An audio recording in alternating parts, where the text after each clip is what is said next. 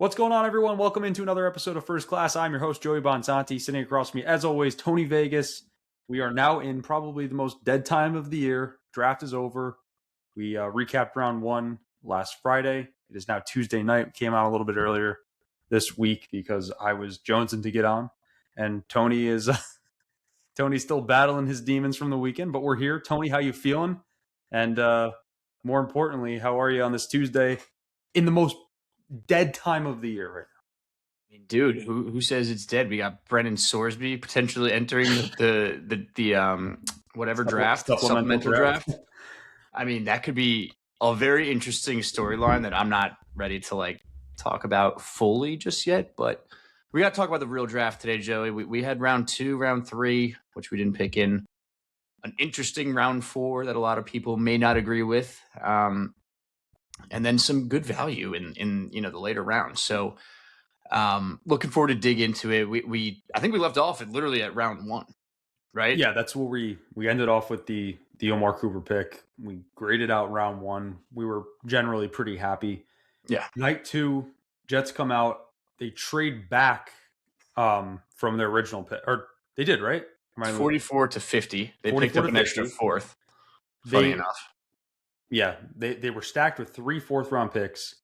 There was 2 players that I really wanted on the board at the time. Was Pregnon and then the safety out of Toledo. They didn't go either of those guys. They took D'Angelo Pons, the cornerback in Indiana, the kid who picked off Dante Moore in the big game and took it back for 6, which is, I feel like, so poetic almost just because of how the process went this year. And we all thought we were getting Dante Moore too, and then he goes back to school or whatever. 5'9", 182. Player comp is funny enough, Aaron Glenn. He ran a 4.4. Vertical is 43.5 inches. 61 tackles, 2 picks, second team All-American. I mean, this kid, I was pretty happy with this pick. I know you were super pumped, probably more than I was at the time. I think he plays bigger than he is, although he's small. I think this is a guy, and I heard people say this too, is if he had a couple more inches on him, probably a first-round pick, early second-round pick, which I know you were pumped, but what are your thoughts on it? As you saw Joey, if I had a few more inches on me, I think I'd be a new man. But no, in all seriousness, if D'Angelo Pons was like 6 feet tall, he would have been like a top 15 pick. He is an absolute dog.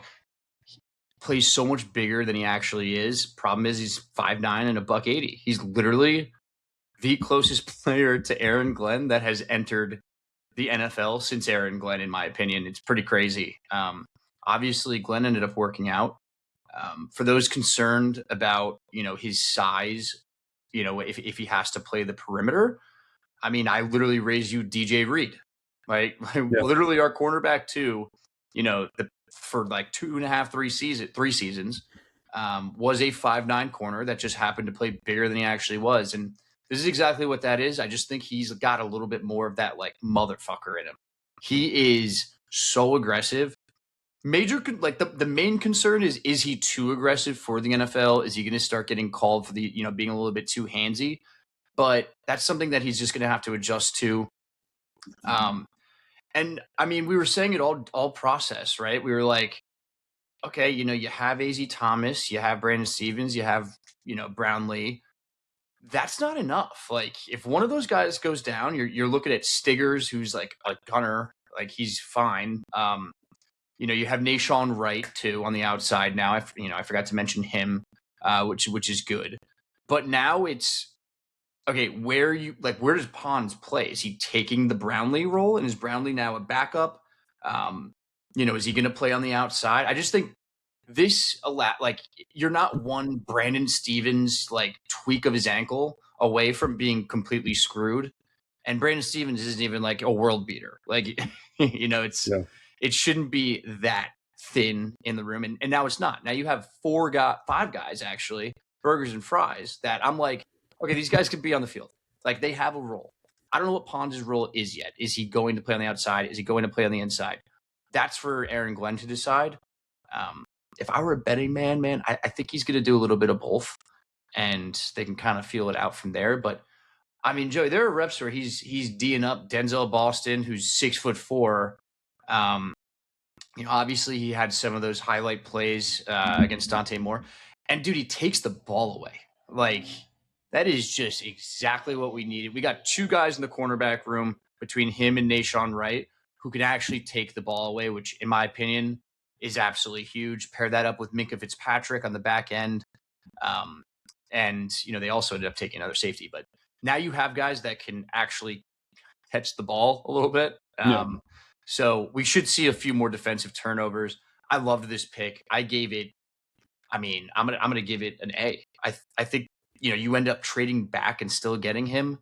That's fantastic value. Dude's a winner. I'm all in. Yeah, I agree with you. I think it was a really good pick. I had it a B plus. The only, if I'm going to ding anything, it's the size. But again, I like how big he plays, as you said. And the biggest part of this draft pick is the flexibility that it gives you. Minkah Fitzpatrick comes in, and you're automatically hearing that he's going to play in the nickel. Now, I'm not sure.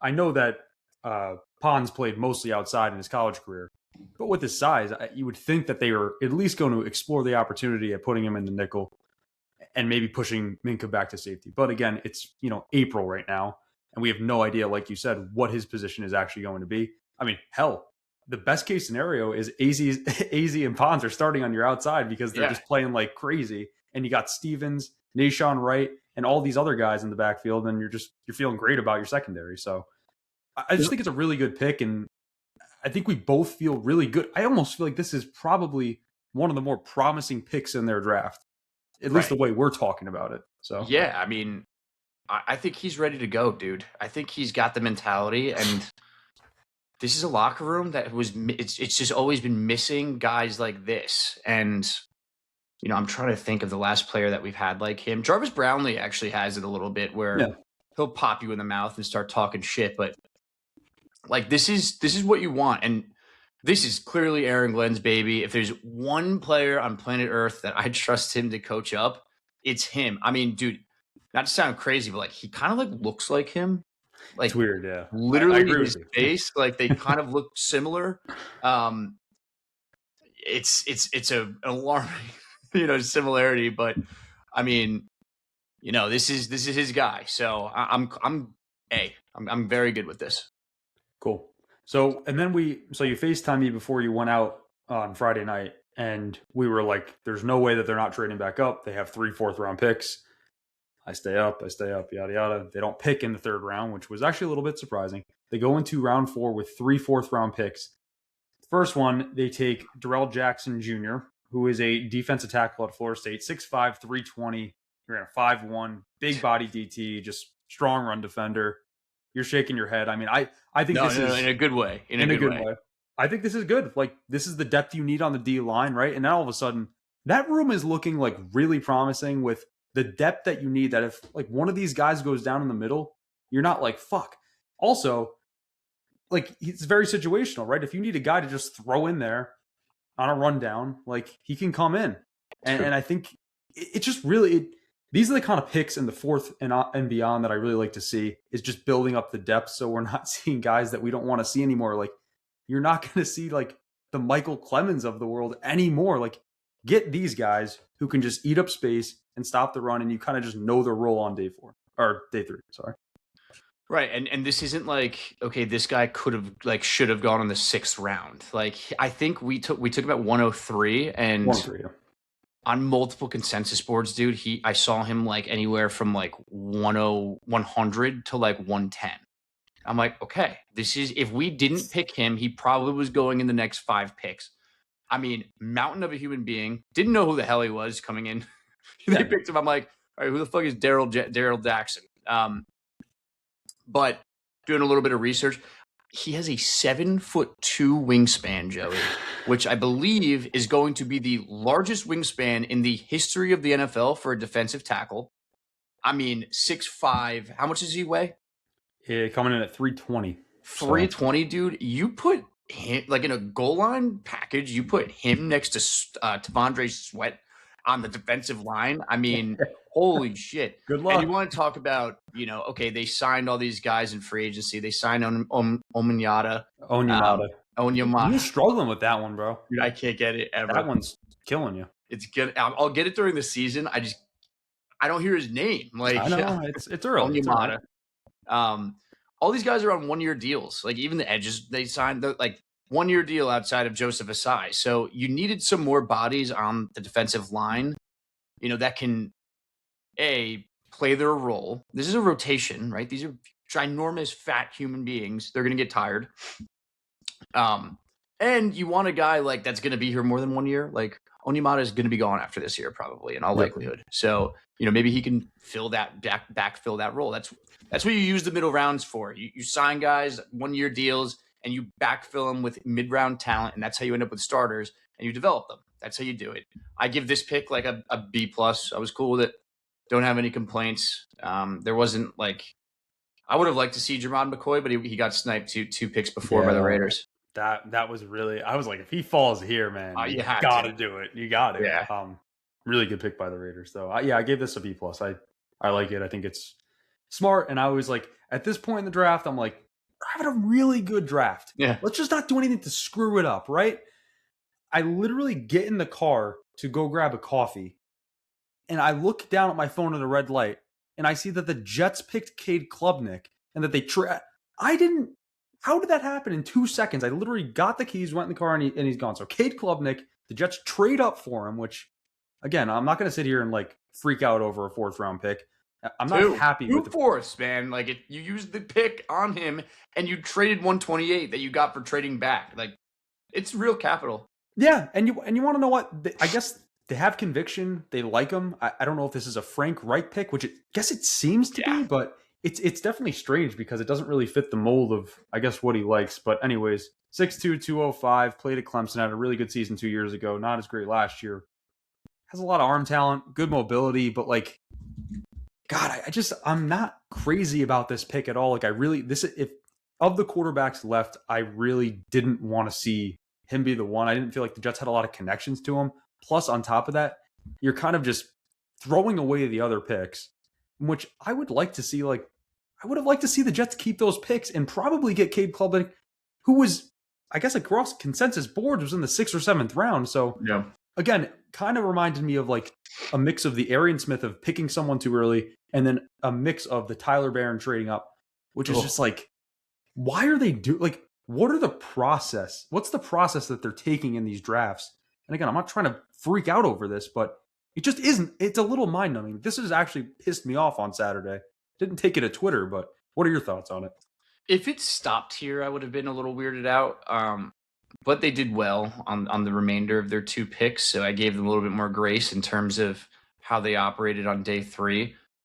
Look, QB evaluations are tricky. It's very different than like an Arian Smith type pick because, I mean, everybody and their mother thought Garrett Nussmeier. Like when they traded up, I was sitting right over there watching it. I was like, all right, this has got to be Garrett Nussmeier, and he didn't go till he almost went undrafted.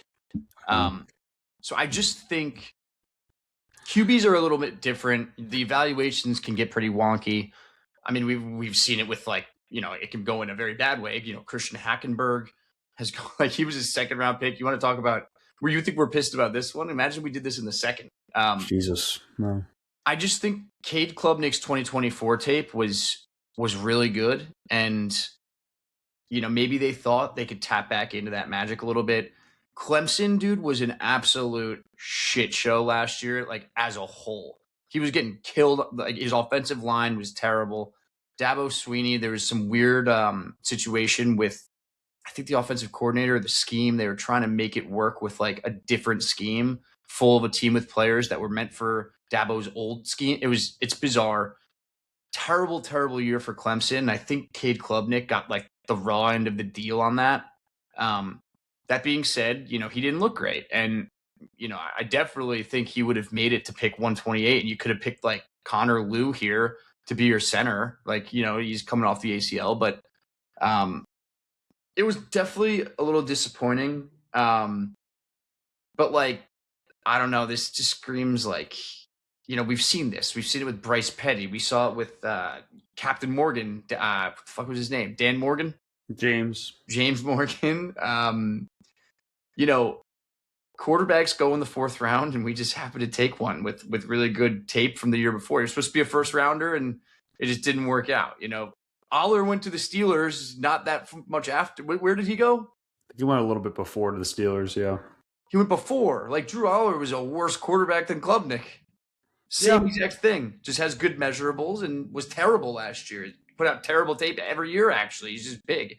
So we didn't have another playable quarterback on the roster at this point, and I just think this was Frank Reich's guy, and they trusted his gut. I mean, Frank Reich has a lot of experience in this league. The pick is a C-, I think. Yeah, I'm with you. Right? Like, it's that's what great. I have it as. There were other players that I would rather have had. Connor Lew was one of them. Sidney, that safety that the Dolphins ended up taking, I forget his name, or linebacker rather. But there's other talent. Sidney Wilson, I think.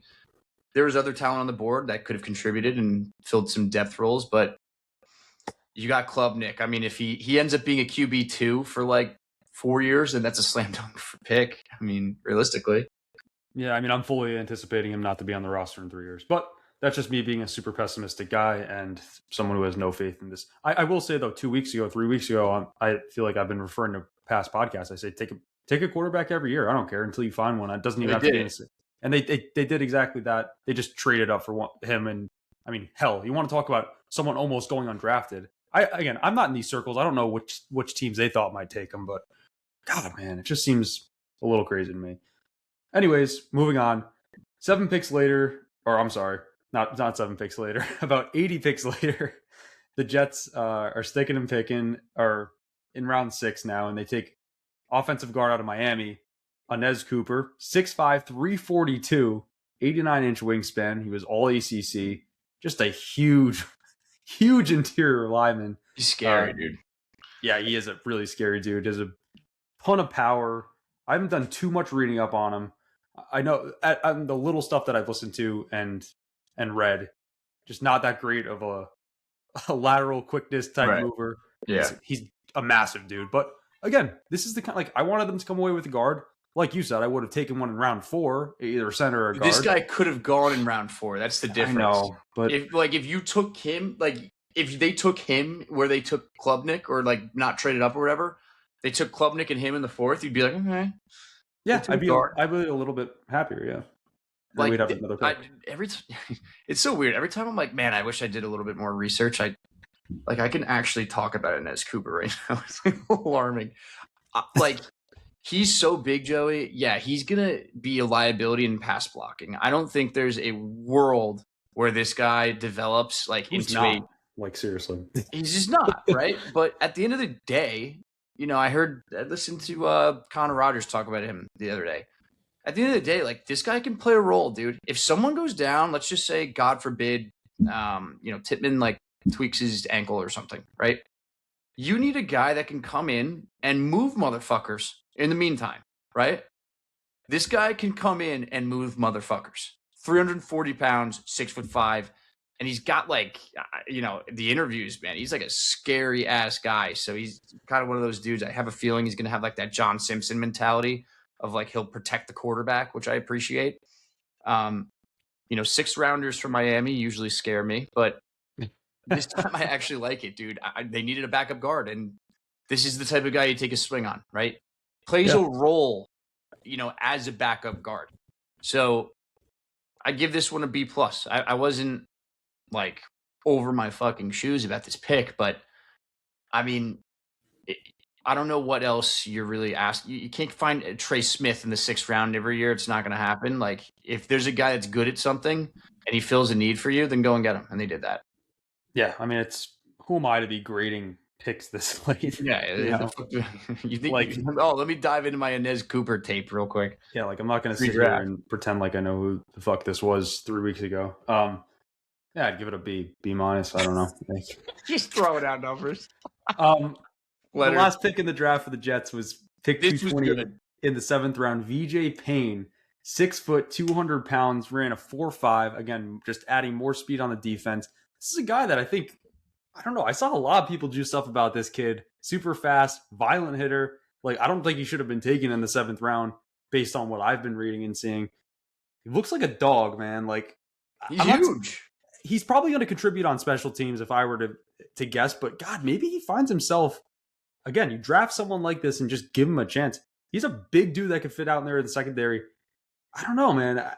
Again, 7th round pick, but I'm more juiced up about him than Cade Klubnik or Inez Cooper, in my humble opinion. So. Yeah, VJ Payne. That's what Mike Vrabel left Diana Rossini with after he left. Oh, God. Sorry, I had to get that off my chest. Joey, this guy was a linebacker commit coming into college. He was 6'3", probably not much more than 206, but converted him to safety. And he runs a 4.4 flat, dude. Like, he's not slow either. So, yep. No injury concerns. So I'm just like, why is he here? And this is a guy that, like, maybe he can kick out to corner, dude, and be a big corner. Like, there's a lot of possibility. Some of the hits that he lays, though, I know, like, he's such a hard hitter. Pretty wild. I'm like, holy shit. I'm like looking at, Cam Chancellor here laying the wood. Is he 6'3"? He's 6'3". Wow, I must have written down his height incorrectly. 6'3", 200 is a big boy. Dude, that's a big guy. I mean, and he's laying the absolute wood.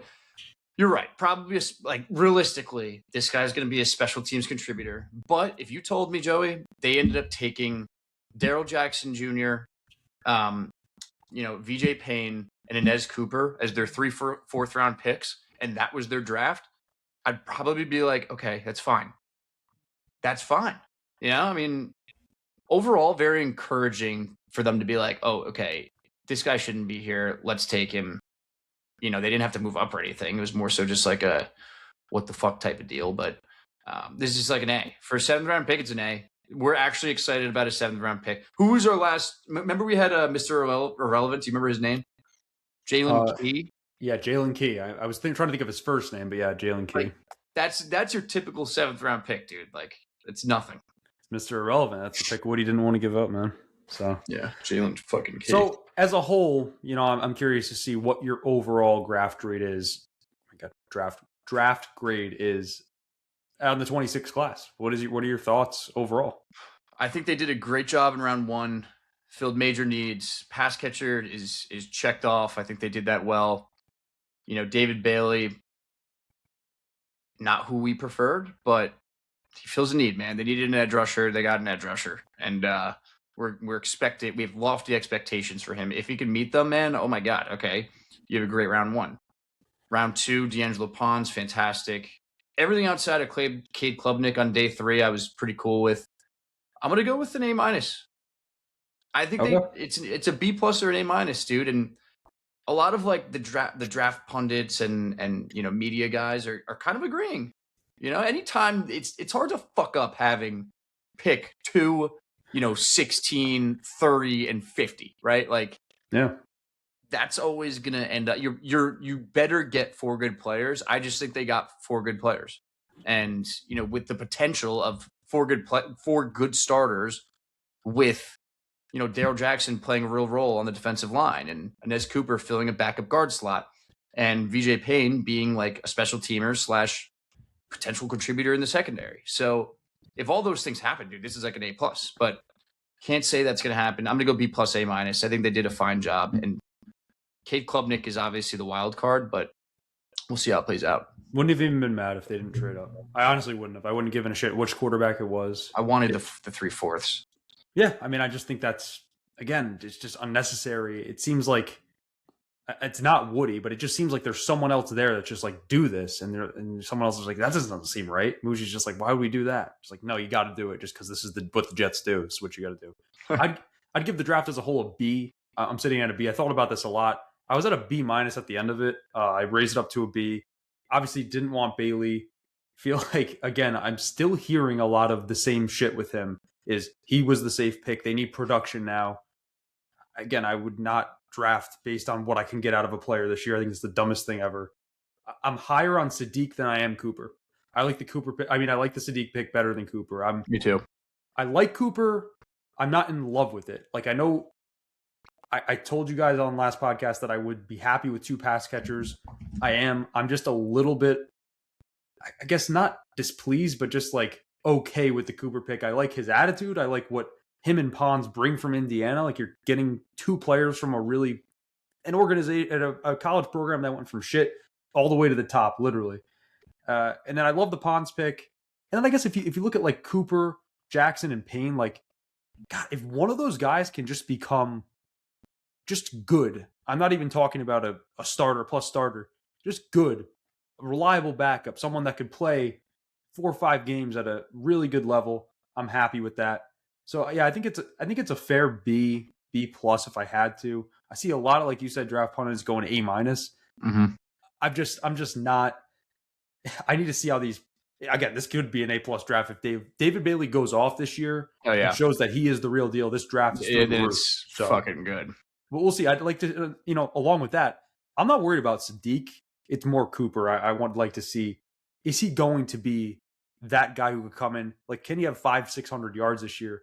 I'm just not too sure he can. I feel like Sadiq's going to be more that guy if I had to pick out of the two. So I agree. I don't know what to expect. Cooper's, you're right, dude. I don't know what to expect from him.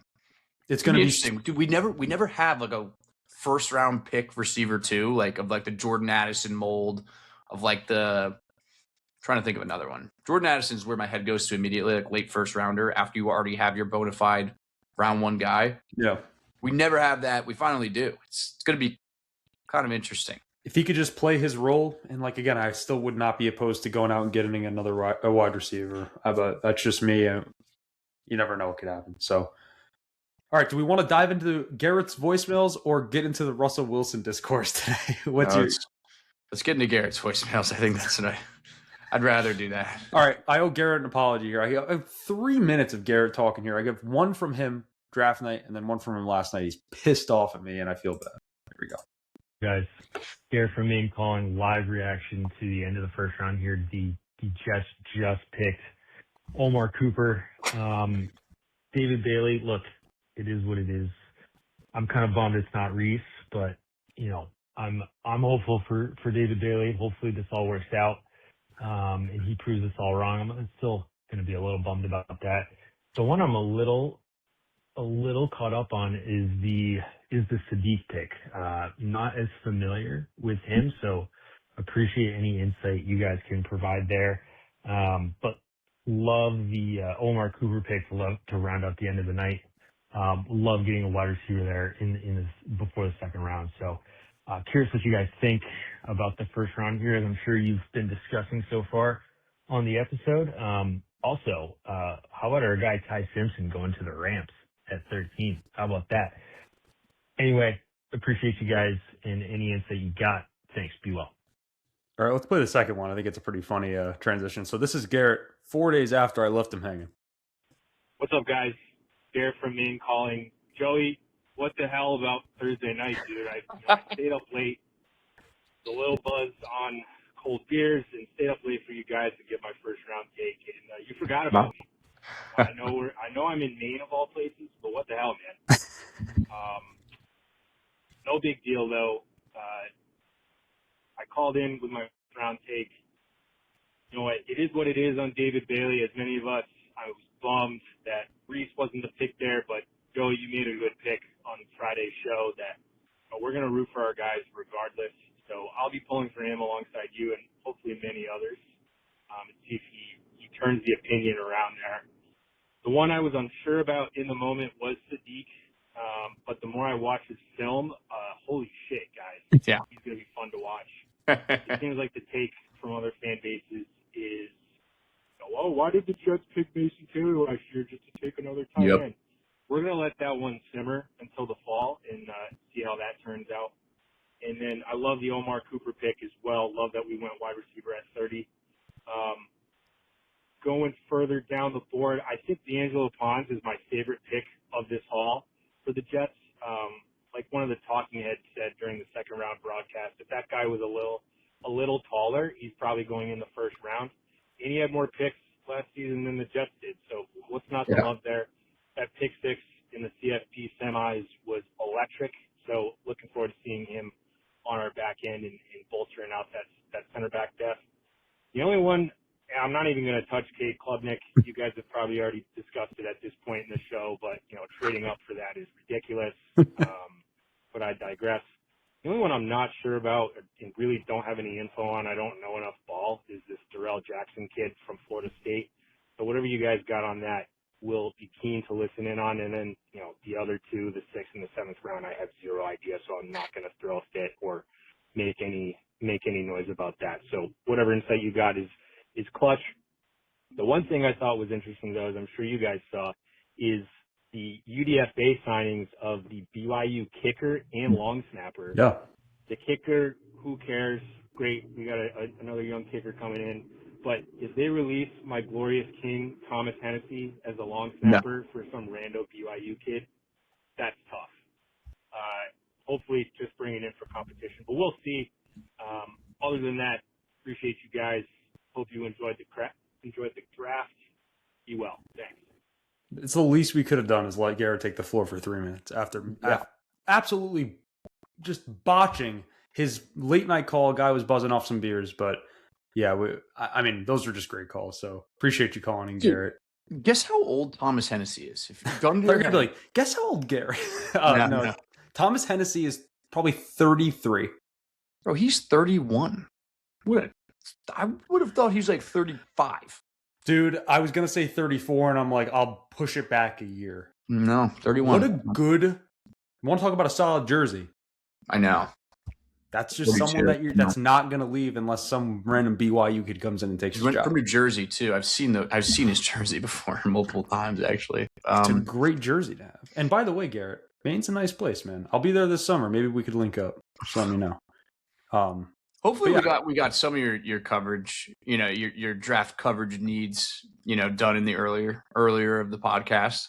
I think we touched on a lot. I was more just kind of letting him talk it out and let him go. But yeah, I left at his Sadiq part too. I think that's going to be a fan. I've seen some people say they don't like the pick, but God, man, that is someone that actually I didn't think, but a lot of people said the Ravens wanted him.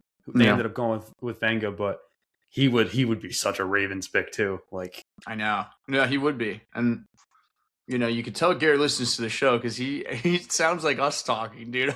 Dude, I know. I feel like he was right there with us, so he definitely is on our side. And his reaction of, I thought it was dead on. Him saying, "Why'd you take Mason Taylor if you're going to take Sadiq?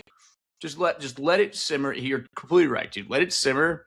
You're going to see they're different players. Well, we already know, but the fan base is going to see, okay, you don't have two tight ends. You have Mason Taylor and Kenyon Sadiq. It's a different conversation. They're different positions. Kenyon Sadiq, again, like you see people saying, why didn't you take Harold Fannin last year? He was the better prospect. We all wanted him. It's like Harold Fannin plays a lot more similar to Kenyon Sadiq than Mason Taylor. They're totally different positions. So also, Mason Taylor is like 2 years old. Let the guy develop a little bit and give him a year and a half. 21. Dude, this kid could pop onto the scene like midway through the season. Like he walks into camp 10, 15 pounds heavier than he was last year. You also have to think 20 years old. Like, he's a baby. So yeah. And it wouldn't shock me at all if he comes in and he's like 255. Like, I know. Like, if they're like, dude, we have Sadiq to bounce around the offense. We want you to put on some weight and like get ready to fucking block. And that wouldn't shock me in the slightest. Like, block, and he has good hands. Like, he's going to be good. He's going to be a good weapon in the offense. I know. Like Garrett said, simmer down. It's April 29th, whatever the hell the date is today. But yeah, with that being said, it's going to put a bow on the draft. We're going to be back at next week.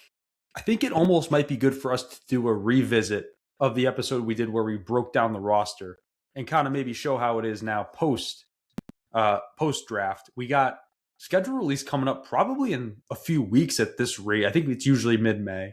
So that'll be a fun episode to go through and just see who Tony's going to see week 1 or week 2, whatever the home opener is, under the influence. But anything else to say before I sign us off here?